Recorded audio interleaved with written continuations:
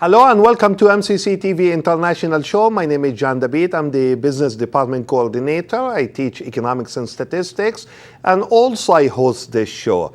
As I always say, every show is a special show because every guest that we host on our show is a special guest to us.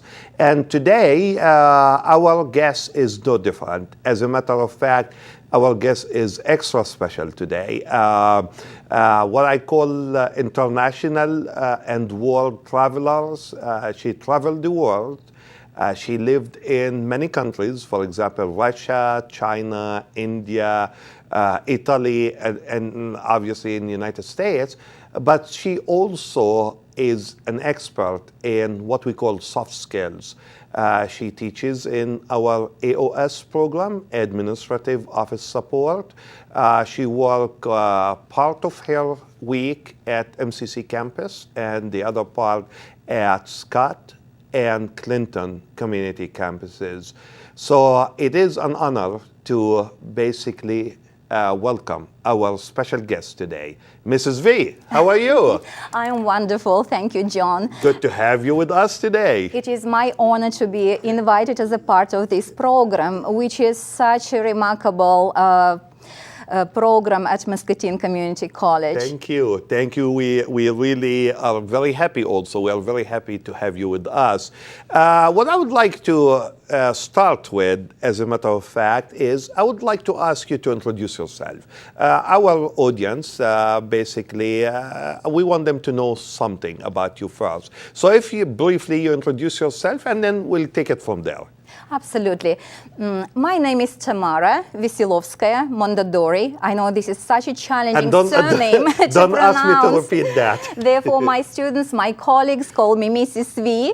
This is how they all know me. And I'm a part-time faculty member teaching for the Administrative and Office Support Program. This is an essential part of Business and Marketing Department at EICC, Eastern Iowa Community Colleges District. And this program is giving essential skills for those students who want to become administrative assistants, office managers, record managers. And as we know, office and administration is available in every single business, in every single organization. Therefore, our program always give very flexible skills that may be applicable in this field of studies and this field of employment. The subjects I'm teaching for these programs are variable. First of all, business English, general transcription, document formatting, records and information management, and of course, desktop publishing. Well, that's great. We are very lucky to have you with us. And what I would like to do is, we would like to go back, first of all, and talk about your heritage, where you came from, your native country, those countries that you visited. And obviously, we have some pictures that later on we're going to share with our audience. But briefly, now, if you give us some sort of an idea about where you grew up, travel plans, where you work throughout your life, all the way up to this point. Absolutely. I was born in 1962 in Soviet Union, former Soviet Union, Russian Federation nowadays. And my memory about childhood goes to a beautiful place located on the river of Vetluga. This town is an urban administrative center located in Nizhny Novgorod region. Nizhny Novgorod is one of the big cities located in the central part of Russia, not far from Moscow. So this is the place where I grew up. In 1980, I graduated from high school, and I moved to the city of Nizhny Novgorod, where I studied at the University of Linguistic University of Nizhny Novgorod. Those days it used to be Pedagogical Institute of Foreign Languages in the name of Alexander Dobrolubov. This is exactly the name of this university. So it used to be institution. It has a long history, and the history actually started 100 years ago, believe it or not. This year, my alma mater celebrates 100-year university. This is impressive. So I completed my bachelor's and master's degree at this remarkable educational institution. I'm very grateful to all my professors and my friends. I had truly memorable moments that I will never forget at this institution. After I graduated, I had a chance to work for 3 years. I was teaching English, German, Russian, history, and even music for one of the local schools. After this time, after I finished teaching, I moved to the city of Volgograd. This is actually former Stalingrad. Probably you remember this name related to the Second World War. This is exactly where the German troops were defeated, and that's where the Second World War ended. So I'm very, again, honored to just live there. My mom is living in the city of Volsky, which is very close to Volgograd, and this is exactly the city where I visit when I go to Russia. Yeah. So while I was living in Volsky, I had a wonderful opportunity to work for metallurgical complex. So this complex was built by professionals who came from at least 46 different countries, but major companies working there was Italimpianti, this is Italian company, Convolci, Siemens, Ansaldo Sistemi Industriali, and others. The list will never end. So I had a chance to work there as a translator and interpreter, and also I spent almost 1 year working for visa and passport departments, where I learned a lot of techniques of working with, the documents related to applications to visa, translating a wide variety of surnames from all over the world into Russian and English languages. It was also a remarkable experience. In 1992, I moved to Italy because while I was working for metallurgical complex, I met my husband, Mauro Mondadori. This is the second part of my surname. And we moved to Italy. We spent a few years in Italy, and then we started to travel because of job. Metallurgical complex, metallurgical industry, steel making industry, you know, it's such a famous part, and steel is is everywhere in all parts of world. Therefore, in 1994, we lived in China. Then we moved to India. After that, we worked and lived in Slovenia in 1995-96. Then we moved back to Italy, and after that we came to the United States in 1997. This means that this is our 21st year of living in this unique country, and that's how we became adoptees of Iowa. Iowa, we truly, when we came here, we didn't plan to be here. We actually came for 6 weeks, but we are still here because since day 21 years later. 21 years later, a little bit of delay happened, and we fell in love with this place. Kind. Is it the cold weather? Welcoming. Or the snow? You know, this is a part of this. Yes, I truly enjoy cold weather and snow, and I have a chance to see it here. You know, Tamara, I have to share this with our audience. Yes. Because, you know, when I come to my office and see you and say, hey, Tamara, it's very cold outside, you say, no, that's very warm weather. So even when we have cold winter here in Iowa, it's still not that cold for you, right? No, it's absolutely enjoyable. I have a lot of energy when the days are cold, and I truly like snow. Not many volunteers come with me, you know, to go to the forest, for example, snowshoeing in this cold weather. But I like it. I really rather love stay it. home and be like warm. Be like warm, exactly, as my But husband you also. love the cold weather. Yeah. I truly like the cold weather. I really enjoyed that cold weather one time in my life. As a matter of fact, when I was in Moscow, I visited Russia and I got to teach and work with the Faculty of Economics at Moscow State University in 1997. And I was basically the CCID, Community Colleges for International Development, contacted me and said Moscow State University wants someone to go and work with them on research papers and get, you know, some chances to teach also and interact with students. I said, that's me. I would like to take it. And I went there in December. And I would tell you, I don't wear hats, but but they felt bad for me, and they got me that Russian hat. So as I was there, I was wearing that hat. But anyway, in a couple seconds, our producers will start rolling some pictures that you provided us with. And so what we want to do is we want to let our, basically, our audience know exactly what each picture means for us. So we'll wait basically on our producer. As a matter of fact, here is the first one. So if you just start like briefly, take every picture and tell us something about it. Yes, certainly. This is a map showing Russia. This is another vast, enormous country. And you will be able to see the name of the cities. Of course, Moscow. Moscow is a city that always will be in my heart. When I travel home and visit my mom, I always spend a couple of days with my friends Sergey and Irina in this beautiful city. It is located in the center. As you can see, it showed that this city is highly population. The population of Moscow exceeds 10 million people now.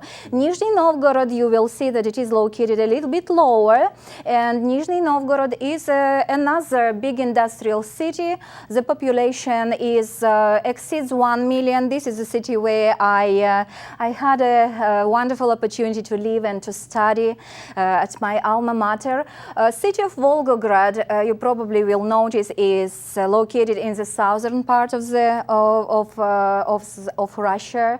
It is very close to the sea. It's on mighty river Volga. It is very similar to Mississippi. I actually have a lot of nostalgia about Volga, but you know, living on Mississippi brings all those memories about my country. Yeah, so I'm really pleased that I live again on the bank of the mighty river. Yeah, thanks for that. So we'll continue with the pictures. So what we see here.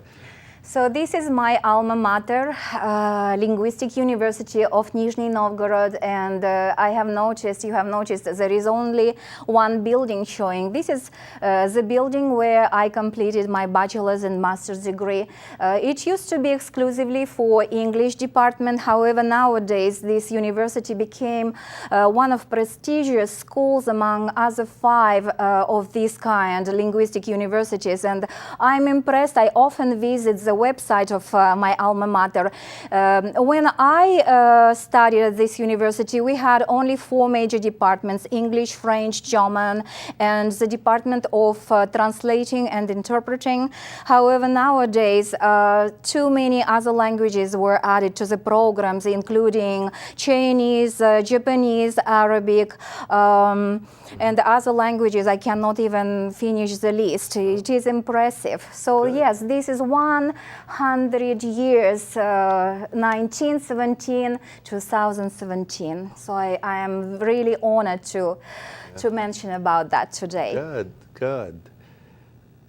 Yes, this is one of the memorable moments. I don't know if you will be able to recognize me here or not. When I asked the opinion of my son, what do you think, Paolo, would I share this picture with the audience? He said, absolutely, Mom, but look at this. It looks so 80s. Of course it is 80s. It was taken in 1984. And I used to sing in this ensemble of political songs that we had at our university. So 2 guitars and 4 voices together.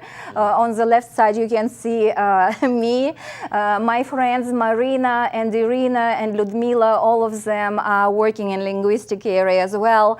And we still keep in touch. So this group, this picture was taken at one of the concerts, and the main topic of all our songs that we used to sing in German, English, and Russian languages was about peace in all the world. So this is absolutely memorable picture. So this picture was taken at Volsky Metallurgical Complex, and I think I am trying to be ready for translating and interpreting the meeting. You will notice we didn't used to have any computers there. Everything was made by hand. I remember I had to write everything, and even translating manuals and some modifications I had to write by hand, and then if it was necessary we had to make a special order to make it printed. Okay. So the next picture, this is one of my favorite places. This is my favorite place too. Absolutely, John will notice I visited this. That's Moscow State University. Absolutely, MGU, exactly. Moskovsky Государственный университет, Moscow State University. I visited quite often. I don't go inside, but it is such a pleasure just to be outside and to see international students. Many people like to visit it. I spent, I would say, almost a month inside this building, working inside this building, lecturing and working on research in 1997 with the Faculty of Economics. So that brings a lot of memories to me too. Exactly. Yeah, beautiful building. Yeah. Wow, that's again more memories. More memories. You probably will be able to notice how freezing it is outside.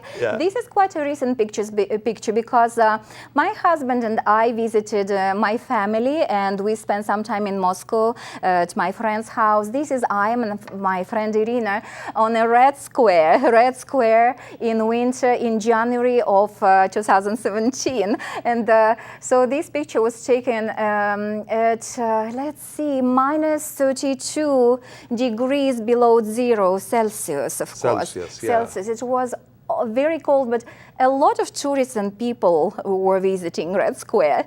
You can see here Kremlin and, of course, St. Basil, right? Cathedral. A lot of history is related to this wonderful cathedral. It has a long history from 15th century. It was built in, I think, very, very long time ago. It was in 15th century, 16th century, and I know that the people who built this cathedral, there was a legend that they were made blind so that they wouldn't could anything similar to this. Wow. Yes. So how about this picture now? So this picture is taken in GUM. This is a central universal, I would say, store located in the Red Square. It is the picture is taken before the Christmas, not before the Christmas, after Christmas time, during the New Year's Eve, and you could tell we both, my husband and I, are wearing fur hats because it was very cold outside. So after visiting the Red Square, we came here to get a little bit warm, right? Yeah. Warm up, drink some coffee. So beautiful place to visit as well. It also has a long history. Oh, this is another place. Please know that this is a nice park. So this is the Moscow Kremlin reproduced in ice. And you can see my husband, my husband, I, and my friends from Moscow. So we spent some time in that ice Kremlin. And of course it was very, very cold, but it was fun. It is, yeah. There's more ice. More ice. I am waving, I am greeting everyone in the icy sled. in the same ice park. This is another picture, how beautiful the Red Square is. Every time I visit Moscow, doesn't matter the season, the weather, the time, I always go to this place. My friends and I, we always visit it. Amazing place to visit. Amazing place to visit. It was taken in July of 2014. Yeah. Beautiful clouds. This is another part of my life. This is Genova. This is the city where we lived. We used to live before we came to the United States. This is the city where my son Paolo was born in 1992. And we had a beautiful apartment in downtown on the 5th floor of antique buildings. And we had to sell it and buy the house here in Iowa. But my heart, of course, part of my heart always belongs to this beautiful city, Genoa, located in the northern part of Italy on Mediterranean Sea. This is a remarkable day. This is the day that we spent in Milan. We came here to take care of our paperwork before and our visas before we came to the United States. And that's the main cathedral in Milan. It's the main cathedral in Milan. Absolutely gorgeous. This is another interesting picture. This is I, and I truly like to ski. And this picture was taken in Slovenia. This is the country that we used to live before we came to the United States. It is located between Austria and Italy. And during the winter time, it's beautiful. So you just like to ski? I truly like to ski. I always used to be an athlete. I used to study at skiing school of cross-country skiing. And when I have a chance, I always go to ski. Yeah. This is I and my son. He was only 4 years old, but you can see how fast he is. Yeah. So this is, again, we are skiing in Slovenia. Wow. So this picture was taken in China. So my son was only 1 year old, and we lived and worked in China that time. It was actually taken in Shanghai. We were visiting it for 4 days, I remember. China is absolutely gorgeous. It's such a unique culture. I would like to go there and visit China again. Yeah. This picture again was taken in Shanghai.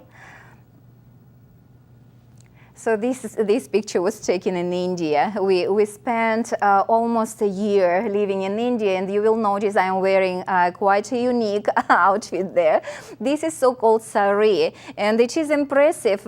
You know, John, five ladies assisted me to be dressed in sari. Like now I have respect for them. I just imagine every day they wear this dress, and how difficult it is actually to wrap it. And beautiful. So this picture was taken in Volgograd. So this is a memorial. This structure is called Motherland is Calling, and it represents a commemoration of all those who fight for our motherland.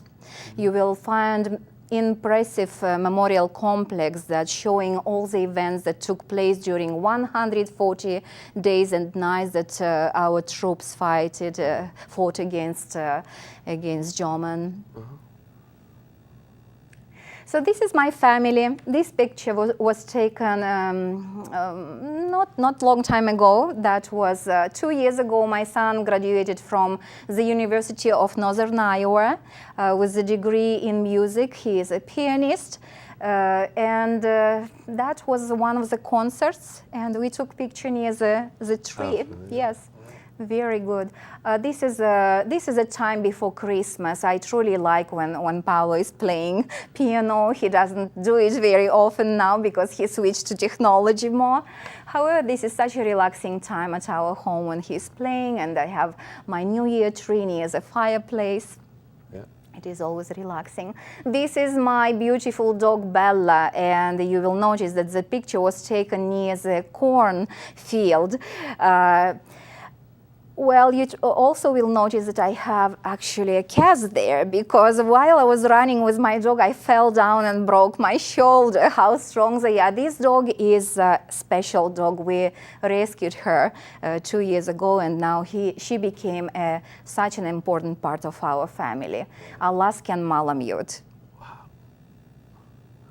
This is my Scott Community College family. Since today is a special day, you know, today is a Halloween day. Yeah. It was taken probably 2 years ago in 16, and we are wearing costume, all of us. We often did that. We always was wearing costume. Tina Solheim, my department coordinator, is on one side, and another side is Brett Benson. He's teaching for AOS program and for business program, and we are celebrating Halloween here. I am very fortunate to work with these two individuals. They are like family for me, and we spent many years teaching and having fun. We have wonderful tradition. For example, we always get together before Christmas time. I love them. I love my family. So this, you cannot believe where this picture was taken. This is not Russia. This is Iowa. This is a park that is very close to my home. And my friend Jackie and I are snowshoeing. I don't have a lot of opportunities now to ski here, but she invited me one day, what about snowshoeing? And I asked, what is this? So she explained me what snowshoes are. And we put them on, and we went to the park, and we truly enjoy that. Incredibly beautiful panorama. Scene. It's beautiful, yes. Beautiful scenery, yeah. Yes, quad And you know, cities. from snow to snow. Exactly, from snow to snow. Yeah, beautiful pictures. You know, I'm hoping that our audience, I'm sure, will enjoy looking at all these pictures and also hearing your story. It's an incredible story, you know, living in, 5, 6 countries, visiting many countries and speaking many languages. But that going to take me to my next question is, how do you feel as a non-native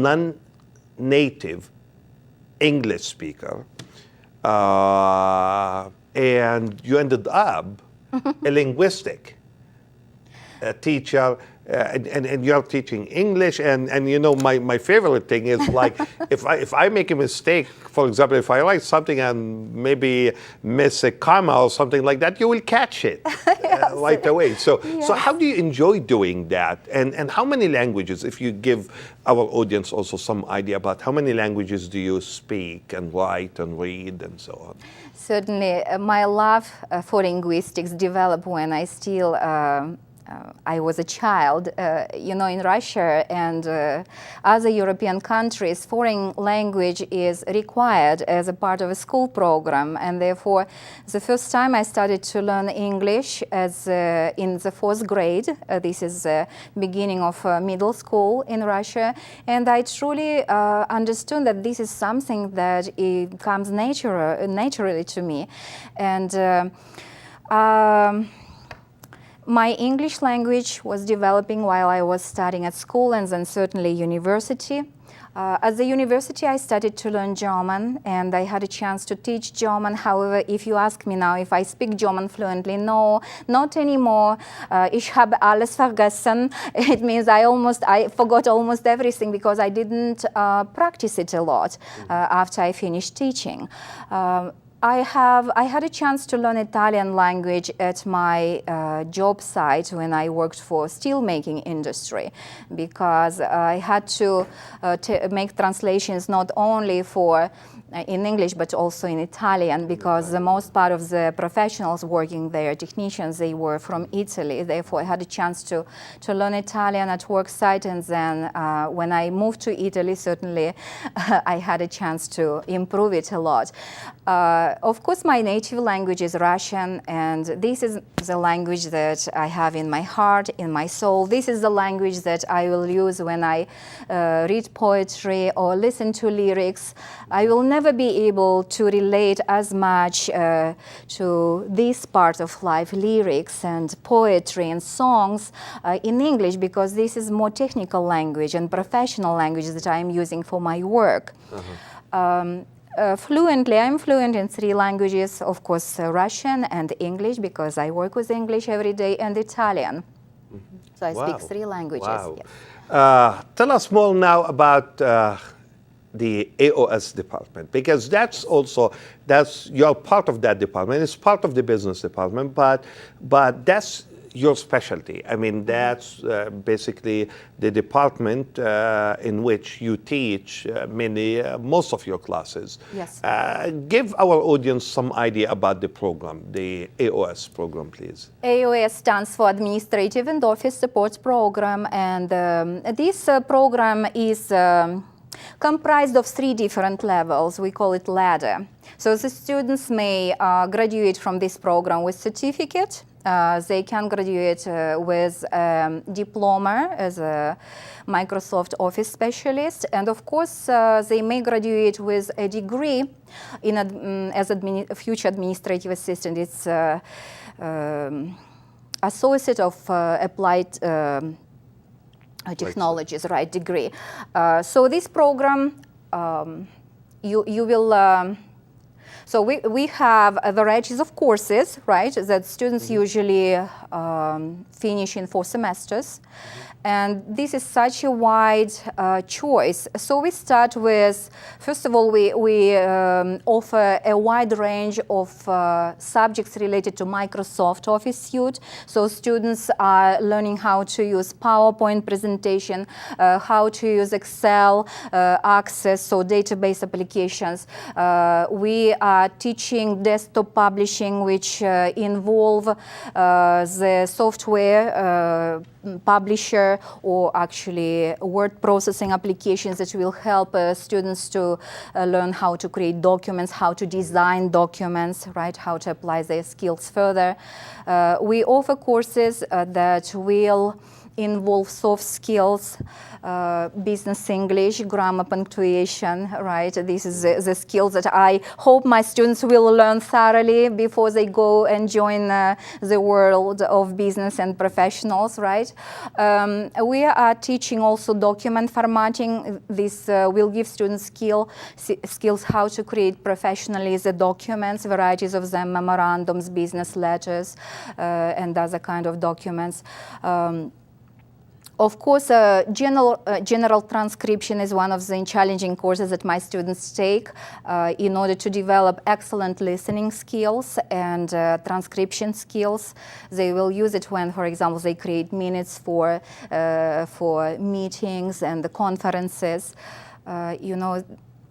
Another subject that I am teaching is records and information management. This is one of the absolutely essential skills for our graduates, because we all know that keeping information and managing record is very important nowadays. And this field is relatively new as career. It is only 50 years old. I became a member of ARMA International. This is the Association of Records Managers and Administrators. This is an international association, and it unites educators, records managers, accounting managers, and it really gives me a lot of knowledge that I share with my students, how to be responsible for information and records keeping.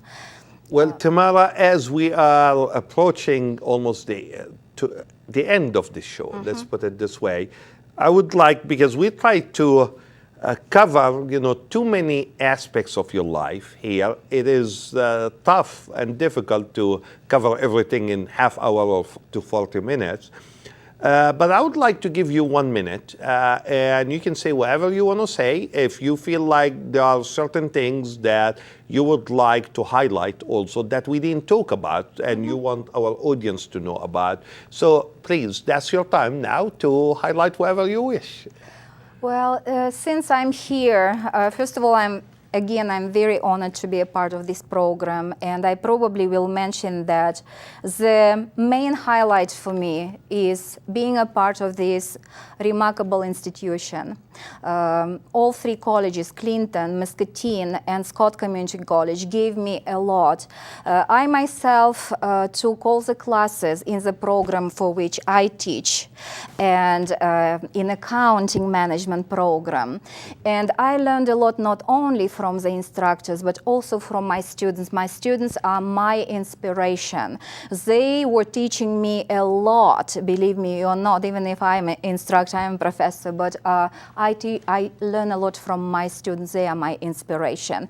I am grateful to my colleagues and to administration who shared with me expertise, right? Who shared with me their talents, who are always compassionate, who are always understanding. And I have here actually interpretation of EICC. Together we are engaged, inspired, committed community, and I'm proud to be the part of this community, and I'm looking forward to sharing my experiences and to give all the necessary skills to my students that will be valuable for them in order to be employed and employed successfully. Tamara, we are also proud to have you with us. We are proud to have you part of the family here at MCC and also at Eastern Iowa Community Colleges. As I always say, you know, we always bring the story to your house.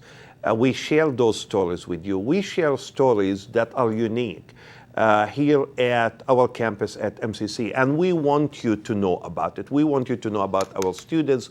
We want you to know about our faculty. We want you to know about our administration and any kind of special projects that we are working on. So as I always say, if you have any questions and or comments, you can call me at 563-288-6064. Or you can email me at jdabeet@eicc.edu. Till next time, Muscatine. Bye-bye.